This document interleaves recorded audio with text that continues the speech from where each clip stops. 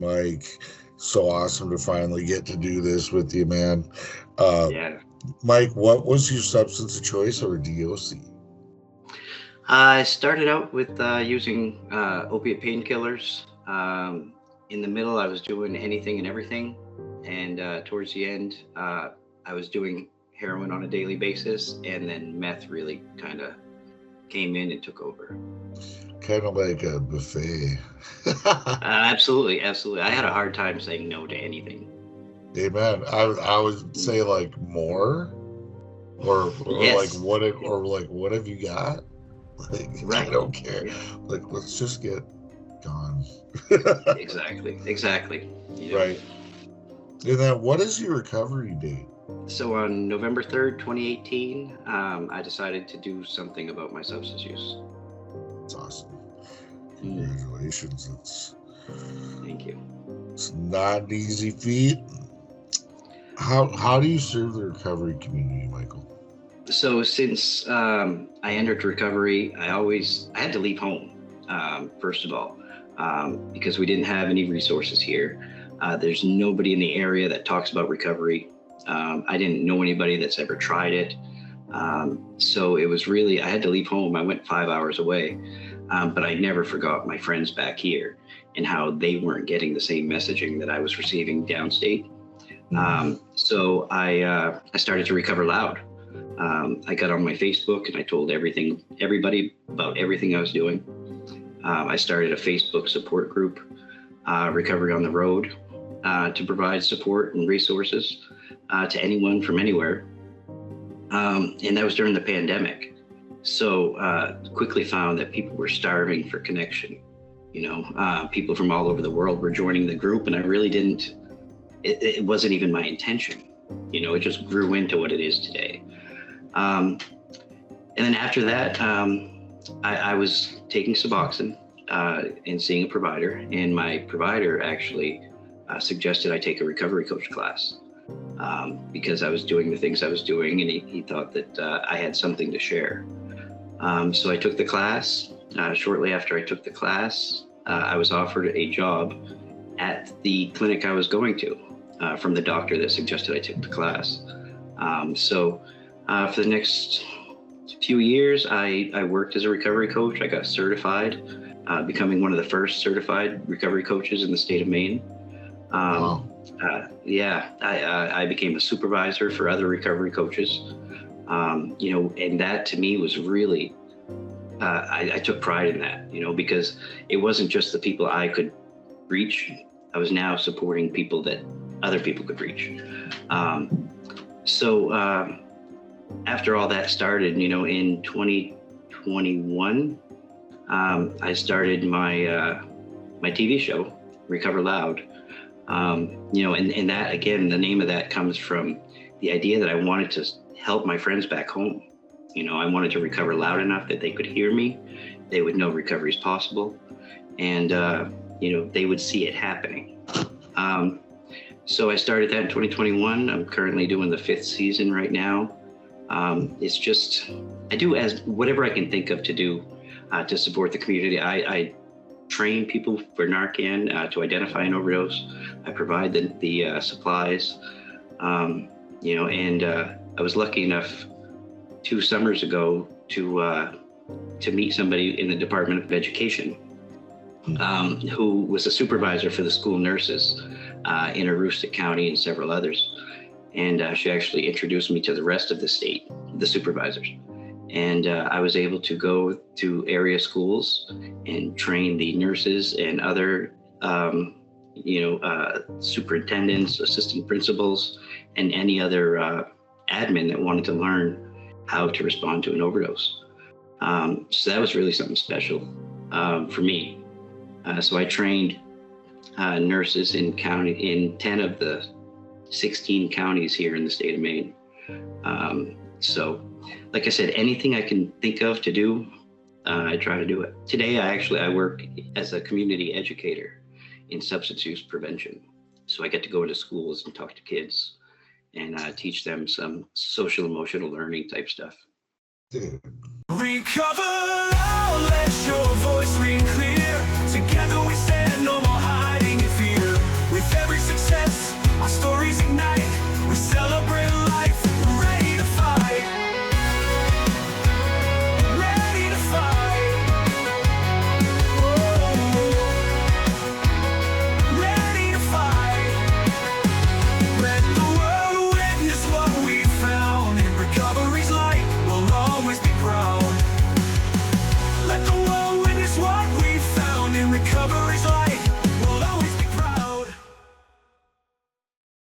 Hey, everybody out there in Way Out Podcast Land. What's up? I'm Jason, trusty host, and I got a special guest with me, Michael Paddleford.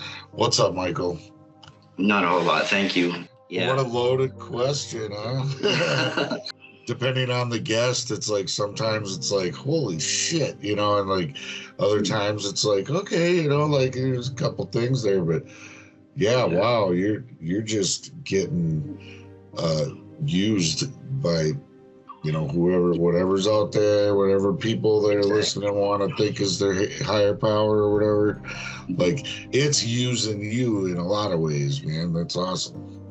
Yeah, and you know what I've noticed, Jason, honestly, is just like my recovery. I started with something, and I wasn't good at it at first, but I kept doing it, and it got better.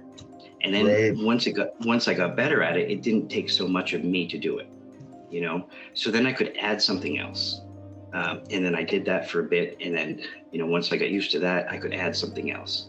And really, that's how this whole journey has been since the start. I've been guided to where I am today, and I can't deny it, and I won't, and I'll just keep following the path. I love it, and that's so true. It's like I always say, everything you want is on the other side of fear. Oh yeah. The first step towards anything is always the hardest one. Like when you take that first step, you suit up, you show up, everything else works itself out, right? Absolutely. Yeah. And God doesn't call the equipped, God equips the called, Absolutely. They will put the right people in your path to help make things happen that you never would have imagined. Especially when we started out, right? Like, if I only would have gotten what I wanted in the beginning, I would have sold myself like so short, Oh yeah, exactly. Yeah. And there's so many experiences we still have to have before we can help other people. Amen. I'm not wishing this on anybody else, but I'm grateful for the experiences I've had that put me where I am today. Amen. Well, recovery's got a funny way of doing that, though. It changes your whole perspective. I look at things that used to make me want to kill myself, and today I feel like they're gifts because, they equip me to be in a unique position to effectively help somebody else in a really profound and meaningful way. And that's all a result of the lived experience, Like, book smarts is not the only valuable kind of smarts. The more messed up you were out there, the more valuable you are in recovery, it seems. Somebody told me this early in my recovery. He's like, if you see a need, it's your responsibility to fill it, because you might be the only one that does, Right.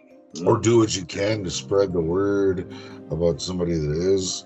Referring people to that resource can be, very essential in saving somebody's life. So I love it, dude.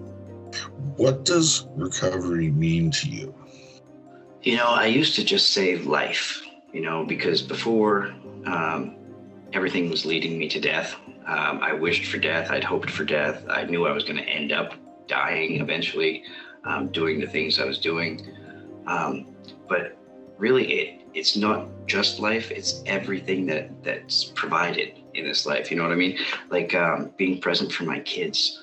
I just had my first granddaughter last October. My youngest daughter had her baby, and thank you. My oldest son, he's living on his own downstate in the state capital, and he's doing things today, and I'm able to support him. It's he calls me up, he asks me questions about things, and it's I'm always able to do and provide. My middle son, I hadn't seen or talked to him much in years. There's a kind of a long story with him. We lived in Massachusetts when he was a freshman in high school, and towards the end of the year, we decided to return back to northern Maine. He didn't want to come. He was on the varsity basketball team. He was on the varsity football team. He wanted to stay. So my aunt and uncle, they had the means to allow him to stay there. And, they said, well, we've got the jet skis and the boats and the car, and, he'll have everything he needs. So we decided to let him stay. That kind of backfired because once I was away from him, I wasn't able to afford to go back and see him. I wasn't able to afford to send him money, send him Christmas gifts. And when he graduated high school, that was right after I got out of rehab. And, even then he was a little, upset with us, felt like we had forgotten him. So he went off to the Marines, and on a phone call, he told us he didn't want anything to do with us. But my wife and I entered recovery together, and he didn't want anything to do with us. Today, he messages me all the time. He's been sending people to me. So he finished his first 4 years, and he became a recruiter for the Marines. And now when somebody shows up and they have a substance use problem that they want to get over to get into the Marines, he sends them my way. That's awesome. Yeah, it's really, it's so unbelievable. The things that I get to be a part of in the life that I always wanted, all the stuff that I do for people in recovery is great, but that feeds me in different ways. But to have my family, and the love and support of my kids that didn't want anything to do with me before, it's amazing. I love it. Yeah, it gives me hope too, man, because I was estranged for the last 23 years for my kids, and 2 of them anyway, and I still have yet to speak to my daughter so I haven't seen or talked to her since she was 1 year old.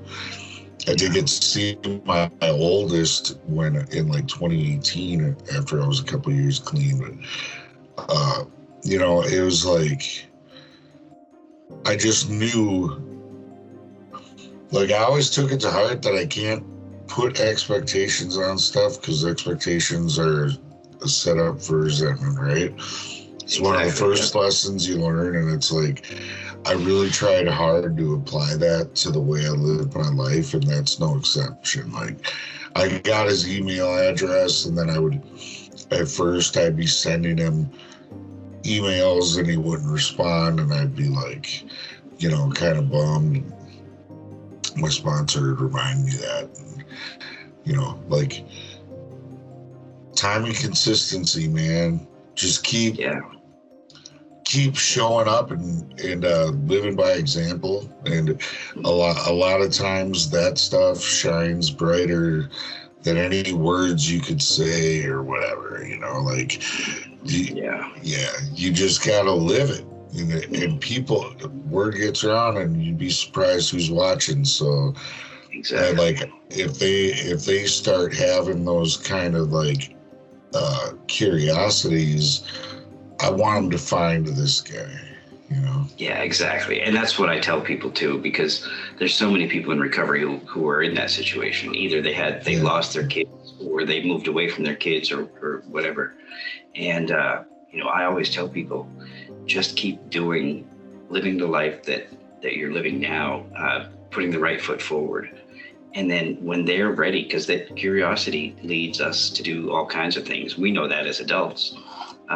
So once they're legally able to make the choice to do what they want to do, and they want to find out who their dad is, they're going to look, and who do you want them to find?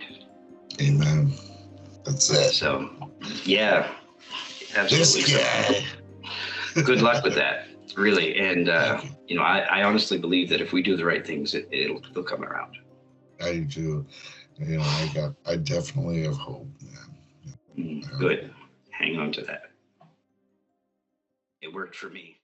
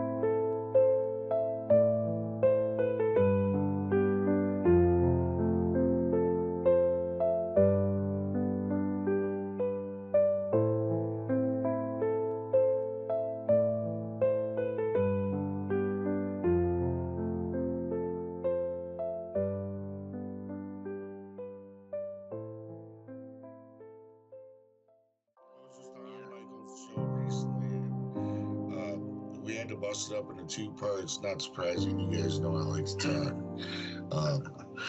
And you know what? I didn't want to cut any of it.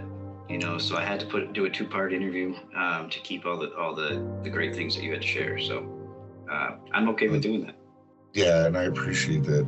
Well, plus you guys got to recognize that he actually he took this idea. I'm going to record a video thing, and for Michael, it wasn't good enough to just be on YouTube. Michael's like, I wonder if I could get this on television. So he starts going around. This is like some MacGyver shit. Like very, very resourceful dude. He starts just He found out that you could go on public access cable networks websites and just submit videos, and if they want it, they'll put it on. So how many states are you in now? So we're on 12 different stations. There's a few here in Maine. So we reach from the top of Maine to El Paso, Texas. Awesome. 12 different stations. It reaches nearly 1 million households. And that translates to millions of people. And that was my goal. I wanted to get this message out. The stories of recovery, your story, everyone else's story that's shared. I wanted to get it out in front of millions of people, to really help fight the stigma, educate the communities about what life is like for us, and then also be able to show people that there's hope. There are paths, different paths if they need it, that can get them into recovery too. So they're not just hearing one message, they're hearing as many as I can share. Right. And that's one thing that I liked about your experience of like taking the Recovery Coach Academy, which is in a lot of people's journey, maybe the first time that they've been introduced to like the concept of multiple pathways and how they're all valid, and that, we very much need to meet people where they're at and help them devise their own recovery path, based on their particular needs. Like, that's different than the old model where it's like, we're going to take you and we're going to, clear the fog and like point you towards, a selected number of resources, AA or NA. And I'm not saying anything bad. I'm an AA, CMA, but we did the AA literature. Same thing, whatever. But it was like you immedately, you were on MAT. So, yes. and then you worked in the clinic. So that MAT piece is one of the least understood of all the pathways that are out there. Gets a lot of flack and stuff. So I appreciated that part of your journey, because you started probably really didn't have a problem embracing that concept, where some people go to those trainings for recovery coaching and they really have a difficult time like accepting MAT or accepting harm reduction or whatever. Yeah, so when I took the class, or let me back up. When I first went into detox, I was not going with the intention of getting put on MAT. So what I first did to get sober, and today I'm off my MAT since Christmas, December 25th of 2024. Nice. So now I'm on no medication. I'm not using. So it's and that was always a goal of mine to get to eventually, but I never put a date on it. And I just want to make that clear. I support people who stay on it forever if that's what they need.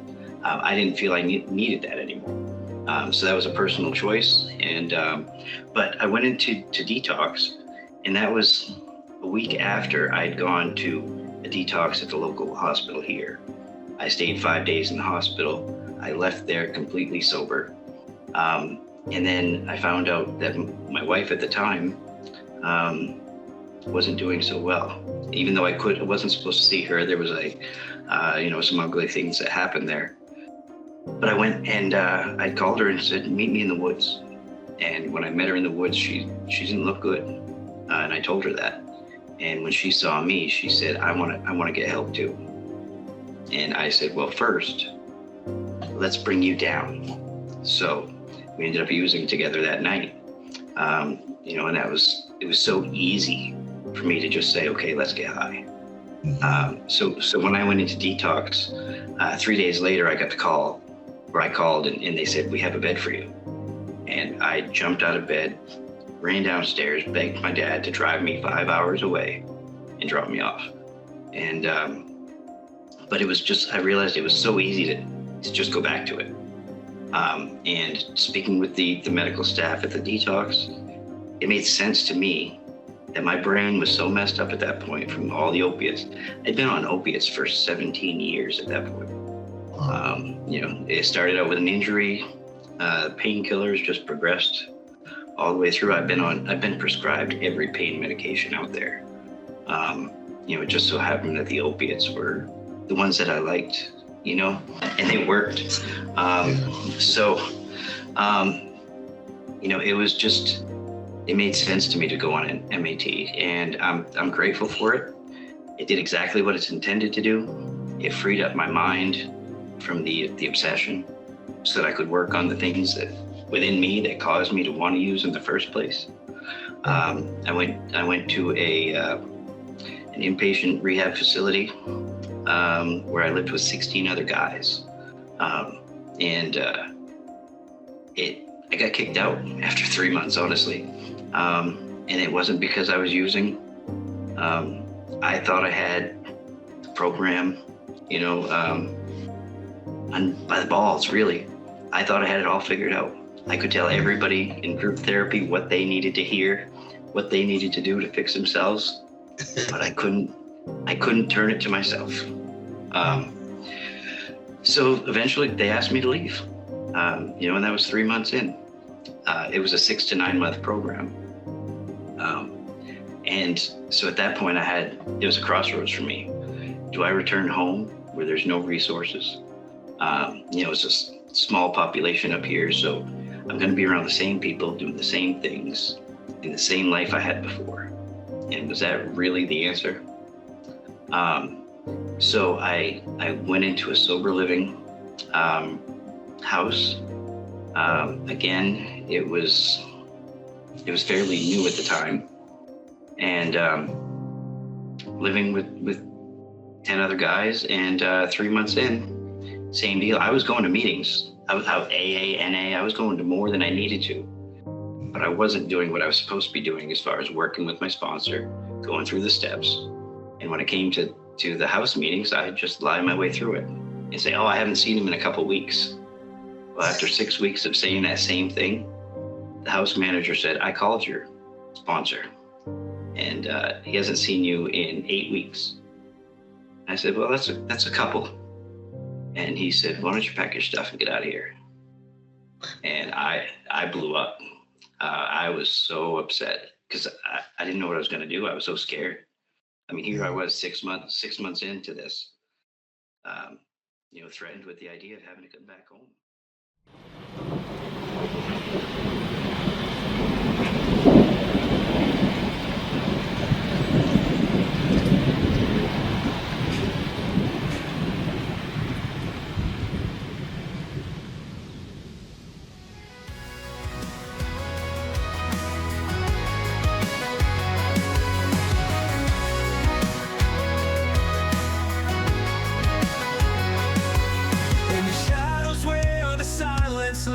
Voices echo in 1,000 ways. We rise up, breaking chains of the past. With courage and strength, we're free at last. Shout it out, let the world know. Together we rise, we won't be slow. Recover loud, let your voice ring clear. Together we stand, no more hiding in fear. With every success, our stories ignite. We celebrate life, ready to fight.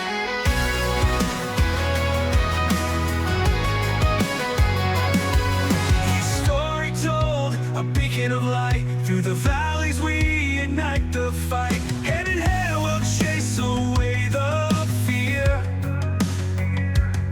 In this journey of hope we'll persevere. Hear the cries, the laughter, the pain. In our unity we'll break every chain. Recover loud, let your voice ring clear. Together we stand, no more hiding in fear. With every success, our stories ignite. We celebrate life, we're ready to fight.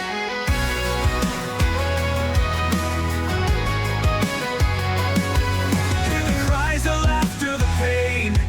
In our unity we'll break every chain. Recover loud, let your voice ring clear. Together we stand, no more hiding in fear. With every success, our stories ignite. We celebrate